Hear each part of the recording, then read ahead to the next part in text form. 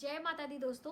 शनिवार का व्रत हमें कब और कैसे करना चाहिए, कितने शनिवार व्रत करें, इस व्रत में क्या भोजन ग्रहण करना चाहिए, साथ ही इस दिन हमें क्या दान पुण्य करना चाहिए, कैसे शनिदेव को हम प्रसन्न कर पाएं, कौन कौन से विशेष कार्य भी हैं जो कि शनिवार को यदि हम करें तो हमें शनिदेव की कृपा प्राप्त होती है। और दोस्तों, इस व्रत को कौन कौन जातक कर सकते हैं, ये सबसे पहला सवाल आता है, क्योंकि शनि देव का नाम लेते ही सबके मन में डर उत्पन्न होता है। तो शनि हमारे शत्रु नहीं, मित्र हैं। यदि हम नैतिकता के रास्ते पर चलते हैं, यदि हम सच्चाई से चलते हैं, यदि हम अपने सभी नैतिक धर्मों को पूरा करते हैं, तो हमारा शनि देव कभी कुछ भी नहीं अहित करते हैं। शनि हमारे शत्रु हैं, मित्र नहीं हैं। ये सबसे पहले अपने दिमाग में हमें बैठाना होगा। दूसरा, हम शनि देव का यदि व्रत करते हैं पूर्ण श्रद्धा भाव से, नियम से, तो हमारे जीवन की बहुत सारी समस्याएं समाप्त होती हैं, स्पेशली धन संबंधी, नौकरी व्यापार संबंधी। यदि आपकी नौकरी बार बार छूट रही है और लग रही है, स्थिरता नहीं आ रही है, तो भी आप शनिदेव के प्रसन्नता के लिए शनिवार का व्रत करें। और ये व्रत कोई भी कर सकता है, वृद्ध, महिला, कन्या, पुरुष, बालक, कोई भी करे, ये सभी को फलदायी यानी कि इसका फल प्रदान होता है। शनिवार से ही इस व्रत को करने की सलाह दी जाती है, लेकिन कृष्ण पक्ष के, जैसे कि ज्यादातर व्रतों की सलाह होती है कि हम शुक्ल पक्ष से करें, लेकिन शनिवार का व्रत हम कृष्ण पक्ष से करते हैं। शनि देव का जो स्वरूप होता है वो काला यानी अंधकार, छाया से संबंध रखता है। छाया उनकी माता का नाम था, इसलिए अंधकार में प्रकाश का दान करने से भी हमें शनि की कृपा प्राप्त होती है। और कृष्ण पक्ष में शनि देव के मंत्र जप आदि ज्यादा हमें फलीभूत होते हैं, ऐसी मान्यता है। तो आप कृष्ण पक्ष से शनिवार का व्रत करने का संकल्प लीजिए। अब कितना व्रत हमें करना है, तो आप 11 शनिवार, 21 शनिवार, 7 शनिवार, 9 शनिवार, या फिर शनि की संख्या 8 है तो 8 शनिवार व्रत करने का संकल्प आप ले सकते हैं। ठीक है, अब आपने संकल्प ले लिया, तो पूजा हमें कैसे करना है, क्योंकि शनि देव की जो प्रतिमा है वो हम घर में तो रख नहीं सकते हैं, तो कैसे हम पूजा करेंगे। तो आप इनकी पूजा हो सके तो संध्या के समय करें। जैसे मैंने आपको बताया कि अंधेरे से संबंध है, छाया इनकी माता का नाम था, और जो हमारा प्रतिबिंब छाया होता है उससे भी संबंध होता है। इसीलिए दोस्तों, कभी भी अपने प्रतिबिंब को देखना नहीं चाहिए। हमारे जीवन में संकट आता है, ना ही अपनी प्रतिमा को कभी पानी में देखना चाहिए, ये भी हमारे जीवन में संकट लेकर आता है। ये भी छोटी सी महत्वपूर्ण जानकारी थी, तो मैंने आपके साथ शेयर करी। और शनि देव की पूजा आप शनि मंदिर जाकर करें। यदि आप, अभी तो कलयुग में बहुत सारे शनि मंदिर हो चुके हैं, वरना पहले शनि देव का मंदिर नहीं हुआ करता था। लोग शनि देव की पूजा पीपल वृक्ष में ही करते थे।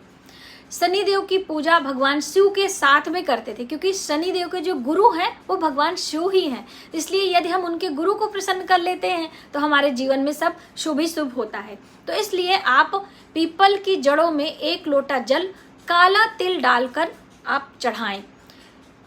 काला तिल इस्तेमाल करने से, चाहे शनिदेव की पूजा कर रहे हैं तो अक्षत के रूप में, और चाहे हम पीपल के वृक्ष में जड़ों में जल सींच रहे हैं तो अक्षत के रूप में हमें इस्तेमाल करना चाहिए। इस दिन संध्या के समय गोधूली बेला में 1 दीपक, 1 मुखी, चौमुखी, जैसे भी आपकी भावना हो, आप शनि देव के नाम से पीपल वृक्ष के नीचे आप लगा सकते हैं। शनि मंदिर में भी जाकर लगा सकते हैं। सरसों के तेल का दीपक या फिर तिल के तेल का दीपक, जैसे मैंने आपको बताया तिल का अक्षत हम चढ़ाते हैं, उसी प्रकार से तिल के तेल का भी इस्तेमाल हम कर सकते हैं। इस दिन हम व्रत करते हैं। व्रत में जल और फल आपको लेना चाहिए, नमक का त्याग करना चाहिए। दिन भर आप नमक का त्याग करें, जल और फल पर हो सके तो रहें।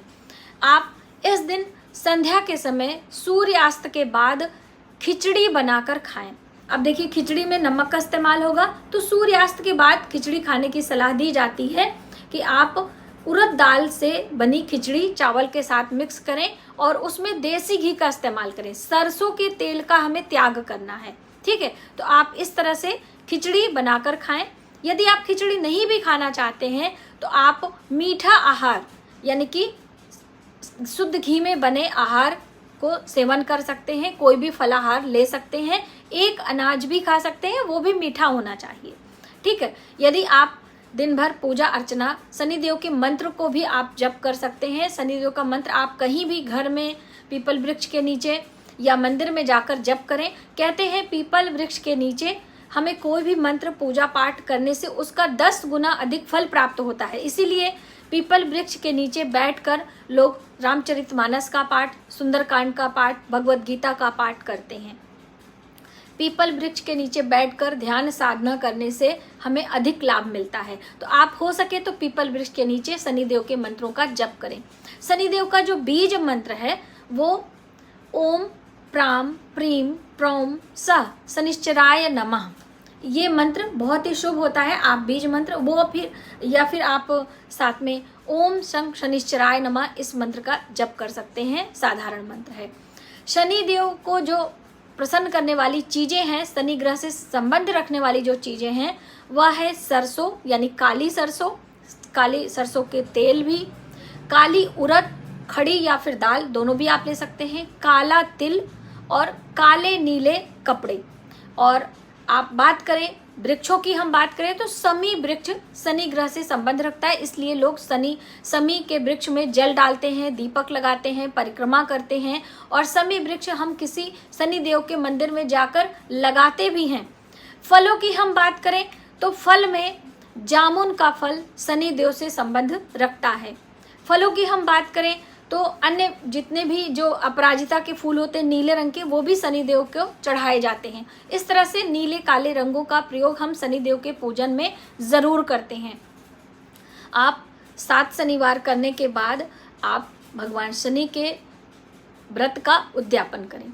उद्यापन में हम काले चने और सरसों के तेल की बनी पूरियां भगवान शनि को भोग लगाते हैं, मिष्ठान भोग लगाते हैं और फिर उसे गरीबों में वितरित करते हैं, उसे मजदूरों में वितरित करते हैं। जैसे कि अक्सर आपने सुना होगा कि हम ब्राह्मणों को, विद्वानों को मंदिर में दान करते हैं, लेकिन शनिदेव के व्रत में हम जो गरीब होते हैं, हमारे कर्मचारी मजदूर होते हैं, जो शारीरिक श्रम करते हैं, उनको दान देने की, उनको भोजन कराने की बात कही गई है। तो आप शनि देव को प्रसन्न करना चाहते हैं तो अपने जीवन में एक सिद्धांत बनाकर चलें कि जो आपकी सेवा करे, जो आपके अंडर में काम करे, कभी भी उसको आप दुखी ना करें।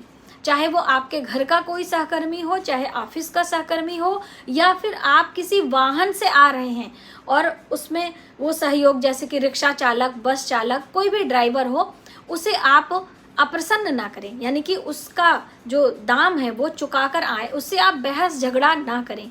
आपके घर के जो भी कार्यकर्ता हैं उनको भी आप प्रसन्न रखें, यानी कि उनकी मजदूरी समय समय पर आप दें, उन्हें रोके नहीं। बहुत सारे लोग अपने अंडर में जो काम करते हैं उनकी सैलरी टाइम पर नहीं देते हैं, ये सबसे बड़ा गलत काम हम करते हैं। और कभी भी हमें अपने से नीचे वर्ग के लोगों को सताना नहीं चाहिए, उन्हें कभी कटु वचन या अपशब्द भी नहीं बोलना चाहिए, उनकी हाय हमें लेनी नहीं चाहिए। इन सब बातों का यदि हम अपने जीवन में ध्यान रखते हैं तो कभी भी शनि देव हमसे अप्रसन्न नहीं होते हैं। शनि देव की कृपा हमें प्राप्त होती रहती है। और शनि देव का जो दान होता है वो रात्रि के समय ही आपको करना है, इसीलिए पूजा भी रात्रि के समय, लेकिन आप पूजा दिन में कर सकते हैं। विशेष मंत्र जप आदि आप संध्या के समय शनि मंदिर जाके आप करें, दीपदान जो भी है वो आप करें।